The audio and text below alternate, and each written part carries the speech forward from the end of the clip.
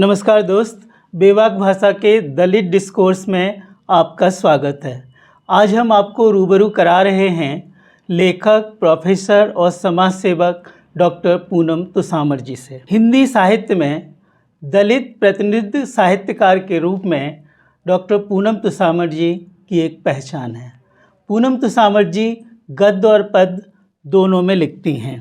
पूनम जी के कविता संग्रह में हैं माँ मुझे मत दो, मदारी, स्त्री और कविताएं तथा हद और सरहद। उनका एक कहानी संग्रह भी प्रकाशित है जिसका शीर्षक है मेले में लड़की। कहानियों में सवाना का सब, काली और ठोकर उनकी पुरस्कृत और चर्चित रचनाएं हैं। कविताओं में अगर हम बात करें तो उनकी प्रमुख कविताओं में माँ मुझे मत दो, मैं नदी हूँ, अम्मा, अंगूरी और नाचती हुई स्त्रियां विशेष रूप से उल्लेखनीय हैं। उन्होंने अपनी रचनाओं में स्त्री विमर्श और दलित मुद्दों को प्रमुखता से उठाया है। आइए जानते हैं हम उनसे उनके लेखन के बारे में और समसामयिक मुद्दों पर करते हैं उनसे बातचीत। पूनम जी, दलित डिस्कोर्स में आपका स्वागत है। बहुत बहुत शुक्रिया राज, और मुझे बहुत अच्छा लगा आज बेबाक भाषा के इस मंच पर साहित्यिक चर्चा, और वो भी दलित मुद्दों पर। सबसे पहले तो पूनम जी हम आपसे जानना चाहेंगे कि आपके अपने जीवन के बारे में और आपके दलित लेखन की शुरुआत कैसे हुई। हाँ देखिए, दलित लेखन की शुरुआत और दलित मुद्दों पर बातचीत दोनों ही मैंने जो प्रेरणा स्रोत रहे मेरे, दरअसल वो ओम प्रकाश वाल्मीकि जी एक बड़ा नाम है दलित साहित्य में। और मैं जब एमए में थी तो मुझे उनके बारे में पता लगा। उनकी पहली कहानी जब मैंने पढ़ी और उनकी रचना जूठन, जिसने मुझे बहुत ज़्यादा प्रभावित किया। उससे पहले दलित चेतना उस तरह से नहीं थी कहें तो, लेकिन एमए में आने के बाद मुझे लगा कि ऐसा भी साहसी कोई लिख सकता है अपने जीवन के बारे में, और ये सब हमारी सिर्फ ओम प्रकाश वाल्मीकि की नहीं बल्कि हम सबके जीवन की कहानी है। तो उसने मुझे बहुत प्रभावित किया, बहुत संवेदनशीलता के साथ मतलब जुड़ी मैं उससे, और मुझे लगा कि नहीं, अपनी बात अपनी तरह से कहनी चाहिए।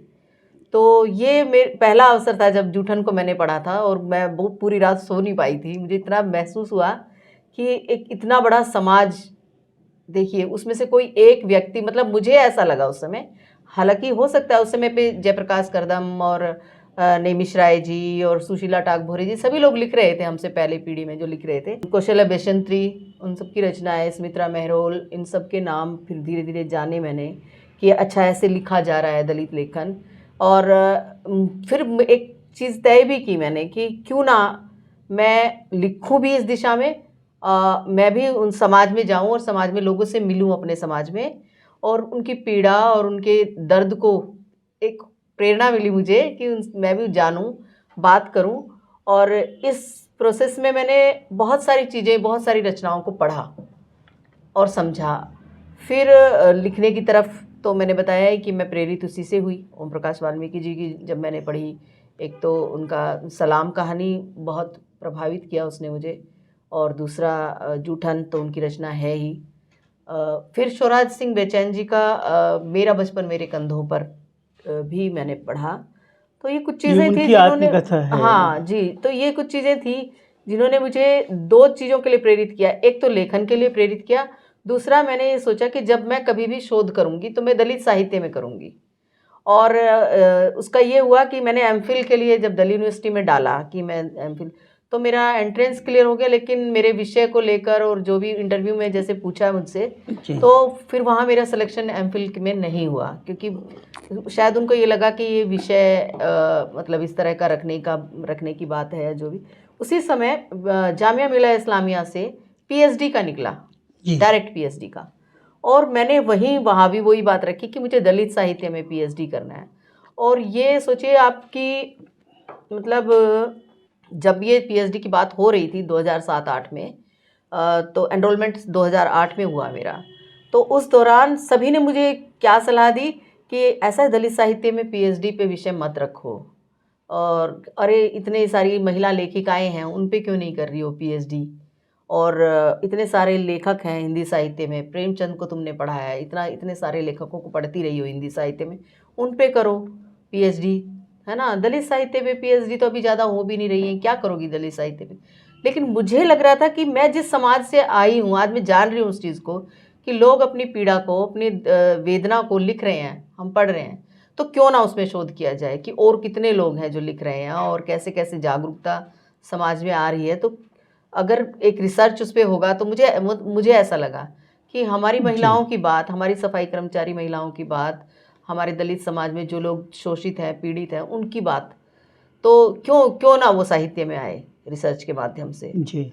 तो बस फिर इसीलिए एक मतलब जामिया मिलिया इस्लामिया में 2 लोगों ने फिर मुझे मतलब कहा कि चलिए ठीक है, लेकिन मटेरियल तुम्ही को जुटाना होगा, क्योंकि उस समय पे बहुत कम चीज़ें उपलब्ध होती थी। लोग नया नया लिख रहे थे, नई नई हमें पता चल रहा था रचनाएं, साहित्य महाराष्ट्र में जितना साहित्य है, या मतलब साउथ में हम कहें जितना दलित साहित्य प्रोवाइड हो जाता है आसानी से, उत्तर भारत में मतलब इस तरफ उतना नहीं है। तो अपनी पीएचडी का क्या विषय रखा था? तो मैंने अपनी पीएचडी का विषय रखा हिंदी दलित साहित्य में जनतांत्रिक मूल्यों का अध्ययन, और इस विषय ने बहुत प्रभावित किया। मतलब एक पूरे जो जामिया में जो बोर्ड बैठा था मेरे इंटरव्यू के लिए पीएचडी के, तो अब्दुल बिस्मिल्ला और दुर्गा प्रसाद गुप्त और हेमलता जी, हेमलता महेश्वर उस समय मतलब प्रोफेसर थी वहाँ पर, बाद में एचओडी बनी वो। तो वो उन लोगों को भी काफ़ी अच्छा लगा मेरा विषय, और उन्होंने कहा कि चलिए ठीक है, देखिए जुटाना तो आप ही को पड़ेगा सारा, है ना, जितना भी लेखन है, लेकिन आप करिए। तो वहाँ से और ज़्यादा रचनाओं को पढ़ने की उत्सुकता और ज़्यादा लिखने की जो थी, तो उसी समय मेरा 2010 में फिर ये जब उसके बीच में मतलब 2007-8 में ही मैं सफाई कर्मचारी आंदोलन से भी जुड़ी रिसर्च के दौरान। मेरा उद्देश्य यही था कि सफाई कर्मचारी आंदोलन से जुड़कर मैं उन महिलाओं के बीच जाऊं जो महिलाएं मैनुअल स्क्वेंजिंग से जुड़ी हैं, कि किस तरह से हमारे जो सफाई कर्मचारी जो भाई बहन हैं वो कैसे काम करते हैं, वो किन मुश्किलों का सामना करते हैं।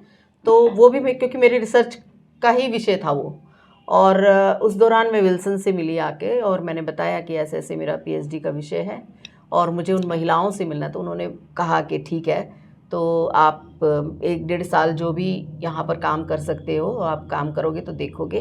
तो मैंने दिल्ली कन्वीनर के रूप में सफाई कर्मचारी आंदोलन में काम भी किया उस दौरान, और मैं सुंदरनगर और ये अपना शाहदरा, सुंदरनगर, खजूरी, सीमापुरी, तो तो कुल उस मिलाकर पूरे सफाई, एरिया में इसमें जानना था कि कुल मिलाकर सफाई कर्मचारी आंदोलन में काम करने का आपका अनुभव कैसा रहा?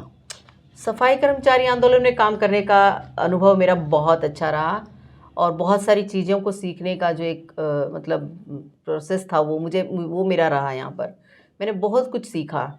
मैंने ये भी बहुत नज़दीक से चीज़ों को देखा, क्योंकि बच्चे होते हैं तो हम लोग शायद हमारे माँ बाप, भाई बहन या बड़े जो भी परिवार में, जिस परिवेश से मैं आ रही हूँ, जिस दलित परिवेश से मैं आ रही हूँ, तो वहाँ पर वो लोग उन समस्याओं को झेलते रहे, पर शायद हम उस समय पर उनको समझने के लिए तैयार नहीं थे।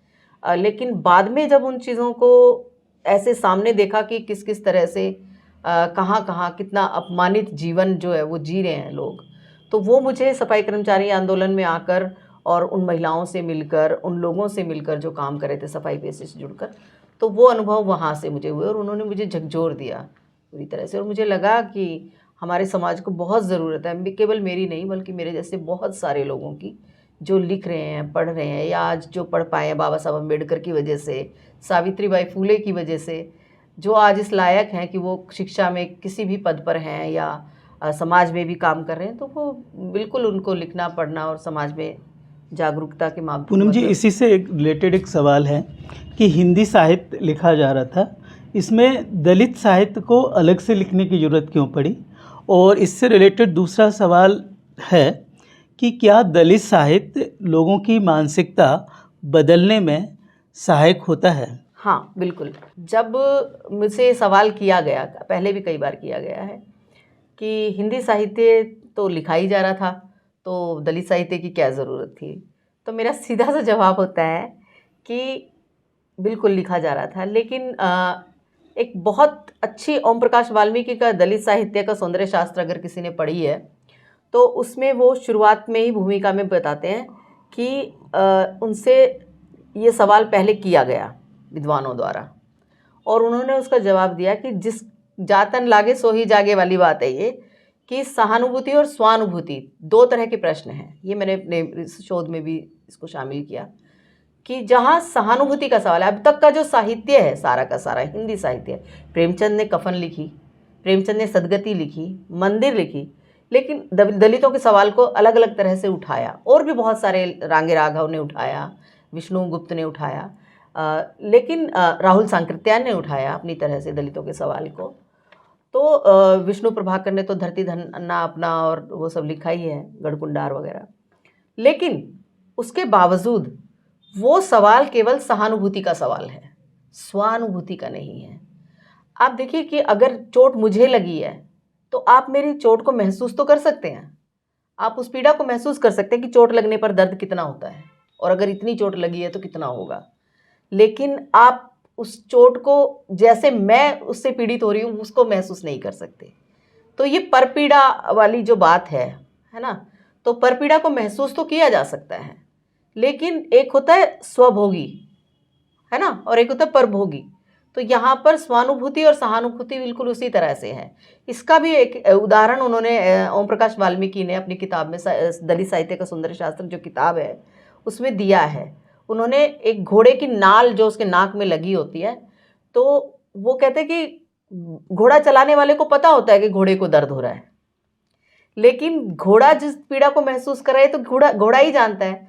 तो घोड़ा जब अपनी पीड़ा को व्यक्त करेगा, वो होगी उसकी स्वानुभूति। उस पर साहित्य जब लिखा जाएगा, घोड़ा जब खुद अपनी बात को कहेगा तो उसको हम उसकी पीड़ा मानेंगे। तो अब इसी से रिलेटेड दूसरा सवाल भी था कि क्या दलित साहित्य लोगों की मानसिकता बदलने में सक्षम है? क्या कुछ बदलाव आता है? बिल्कुल।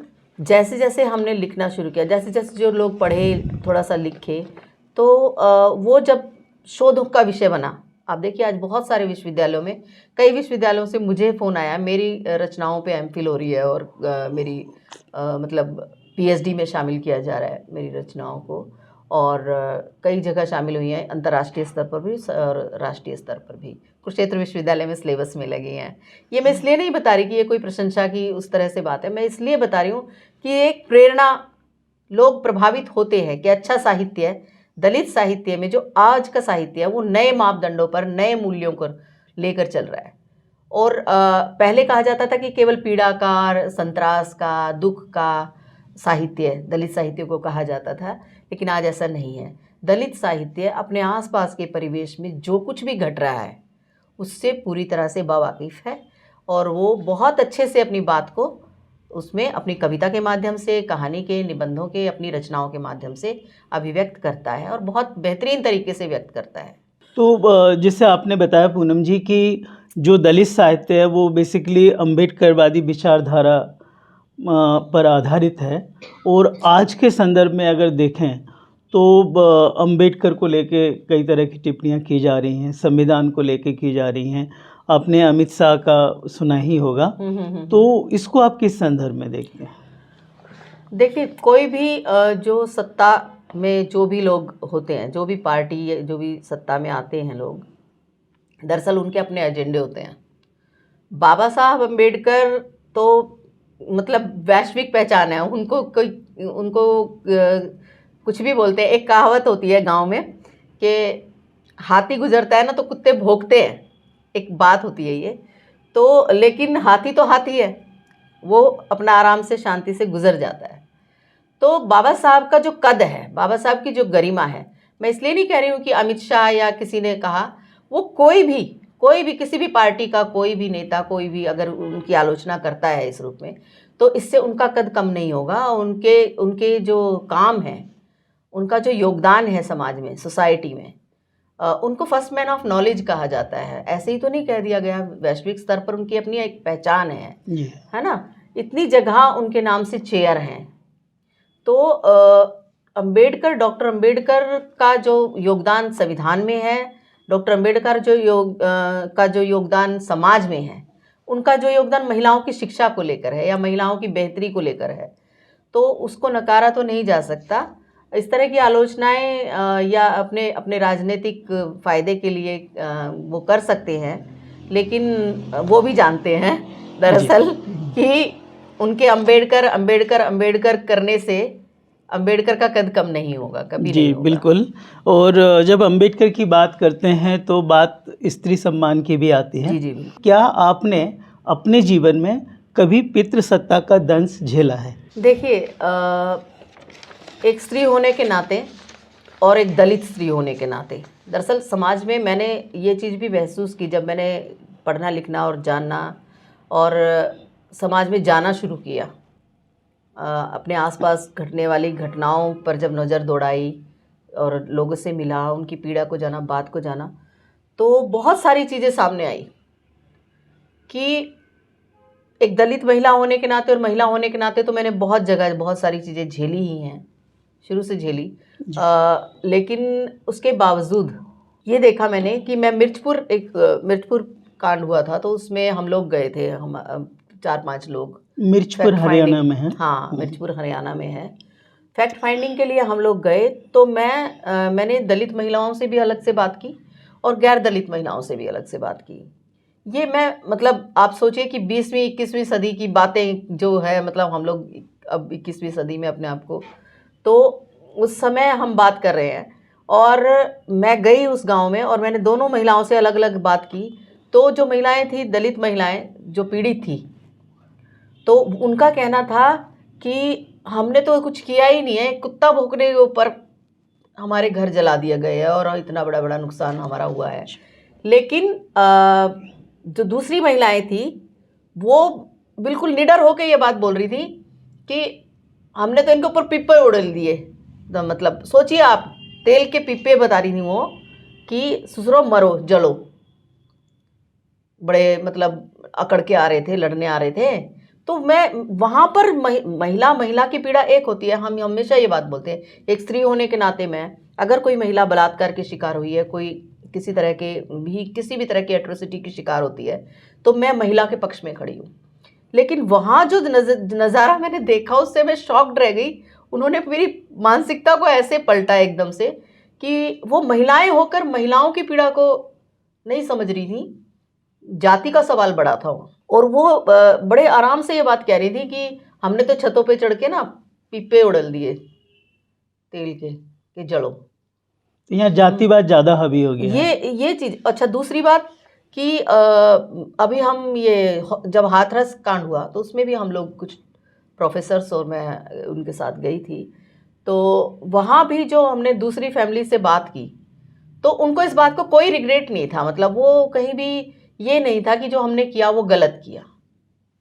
उनको लगा कि नहीं जी, बराबर की लड़ाई थी और हमने तो मारा, इसलिए भाई हमारे जी सामने। पूनम जी, और इससे रिलेटेड एक जो सवाल था कि क्या आज भी दलित स्त्रियों को या स्त्रियों को कह लीजिए, या दलित स्त्रियों को खासकर अपनी अस्मिता के लिए, अपने हक अधिकारों के लिए, अपने आत्मसम्मान के लिए अभी भी संघर्ष करना पड़ रहा है क्या? बहुत करना पड़ता है।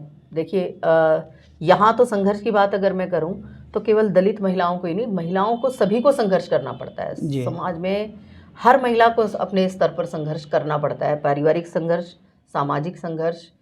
तो वो उसको अब जिस भी कार्यस्थल पर भी वो काम करते हैं वहाँ भी उसके अपनी तरह के संघर्ष होते हैं, वो करती है। लेकिन मैं वही कह रही हूँ कि दलित महिला का संघर्ष इसलिए दोहरा तिहरा हो जाता है क्योंकि उसको जाति वाला फैक्टर जो है उससे भी जूझना पड़ता है, लड़ना पड़ता है।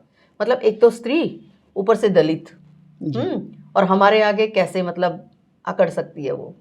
तो ये सारी चीज़ें, ये बहुत चीज़ें परेशान करती हैं। मैं छोटा सा अनुभव बताऊं, मैं भगत सिंह कॉलेज में पढ़ा रही थी और अब सोचिए कि मैं तो अपने आप को एक शिक्षक के तौर पे ही रखती थी और उस तरह से जाकर और मैं अपना लंच लेके गई, तो जो हमारे टीचर इंचार्ज थे, हालांकि वो गैर दलित थे, बहुत अच्छे इंसान थे, उन्होंने कहा पूनम तुम यहीं आकर लंच कर लो, बैठ जाओ।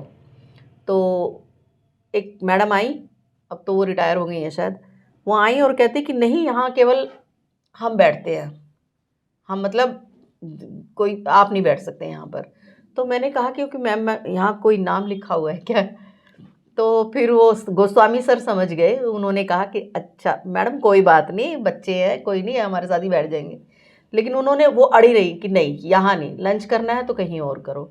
बाद में मैंने पूछा कि शायद मैं जूनियर हूँ, मैं गेस्ट में पढ़ा रही हूँ, परमानेंट है, शायद ये इशू होगा। तो उन्होंने कहा कि नहीं, वो थोड़ा सा कास्ट को लेके कास्ट बायसनेस है उनके अंदर, तो इसीलिए मैंने कहा कि हम यहाँ बैठ जाते हैं, चलो इधर आ जाओ, हम दूसरी टेबल पे बैठ जाएंगे। तो इस तरह की चीज़ें आप सोचिए कि शिक्षण संस्थानों में ये चीज़ें हैं। जी, ये बड़ी विडंबना है मतलब शिक्षित लोग भी जातिवाद को फॉलो करते हैं। अच्छा, एक और प्रोफेसर थे, मैं उनका नाम नहीं लूँगी, उन्होंने मुझे ये कहा कि मैडम काश आप दलित नहीं होती। अब सोचिए कि मतलब अरे मैडम आपको तो बहुत सपोर्ट कर देते लोग, इतना अच्छा लिखती पढ़ती हैं आप, ये सब करती हैं, काश आप दलित नहीं होती। अब सोचिए कि एक महिला का पढ़े लिखे जागरूक होने के बावजूद उसको ये सुनना पड़ रहा है कि आप दलित नहीं होती।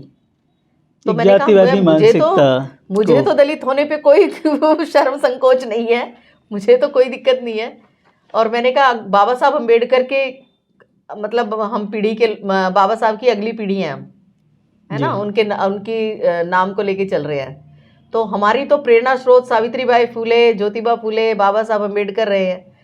तो मैंने कहा सर आप ये बताइए कि क्यों, अगर गैर दलित लड़की होती मैं तो मुझे लगा दिया जाता, अब मैं दलित हूँ तो नहीं लगाया जाएगा। तो उनका ये था कि नहीं, ये थोड़ा सा तो होता ही है, देखो मैडम अगर कोई गैर दलित, अब ऊंचे ऊंचे पदों पे जो लोग बैठे हैं, है ना, तो वो अपने ही तरह की किसी लड़की को चाहेंगे कि मतलब करें आगे, है ना। तो ये चीज़ें तो होती हैं, हर जगह होती। तो ये शिक्षण संस्थानों का हाल है। अब आप सोचिए कि और जगह हम कहाँ कहाँ लड़ेंगे। आपने प्रेम पर भी लिखा है, और अलग अलग जाति के प्रेम विवाह, अलग अलग धर्म के प्रेम विवाह, या कहें कि intercaste marriage, inter religion marriage जो होती हैं, उसको लेकर आपका क्या नज़रिया है? देखिए मैं तो मानती हूँ कि अंतर्जातीय विवाह होने चाहिए, बहुत ज़रूरी है। जो आपने अभी पहले सवाल किया था एक कि समाज में जाति मतलब लोगों का नज़रिया बदलेगा क्या? बिल्कुल बदलेगा, और इससे भी बदलता है।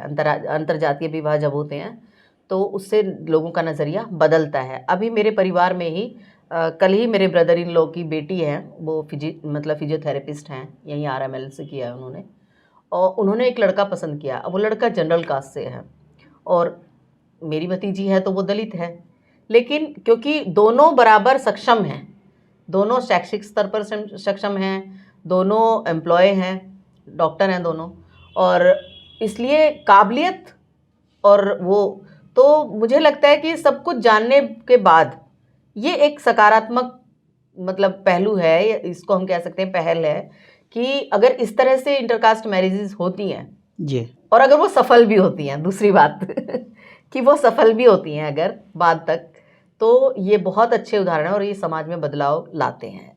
और अंत में एक सवाल और आपसे कि आजकल आप क्या लिख रही हैं और क्या लिखने की योजना है? आप चाहे अपने दर्शकों को बता सकते हैं। हाँ, दरअसल अभी मेरे पहले जो संग्रह, सबसे पहला संग्रह मैंने बताया कि माँ मुझे मत दो, हिंदी एकेडमी से आया था, वहीं से प्रकाशित हुआ, और सफाई कर्मचारी आंदोलन ने उसकी मतलब जो सहयोग दिया, प्रकाशन सहयोग दिया उसमें।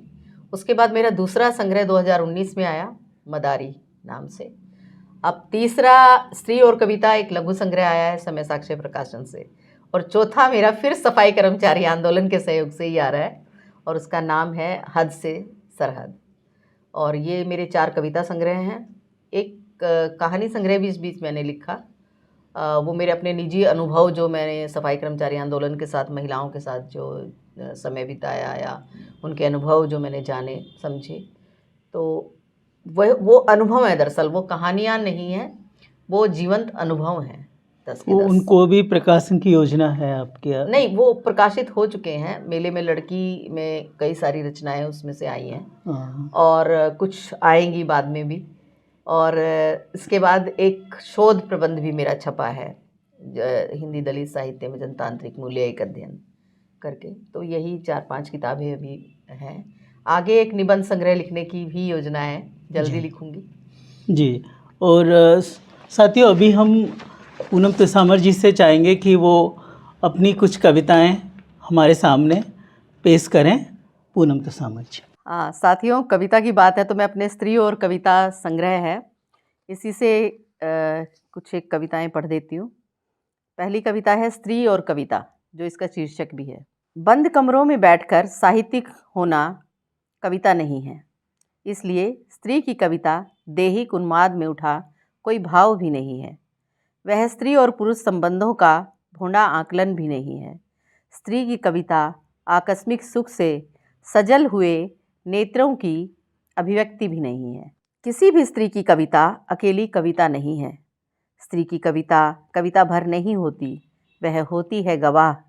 सदियों से श्रम में जुटी नदियों, जंगलों और पहाड़ी पगडंडियों पर छिलती एड़ियों से निकलता पीड़ा गान।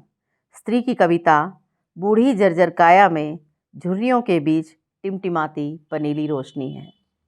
स्त्री की कविता मौसमों को पछाड़कर किसानी में छिले हाथों की गवाही है। स्त्री की कविता अभिजात्य कविता नहीं है, वह हो ही नहीं सकती।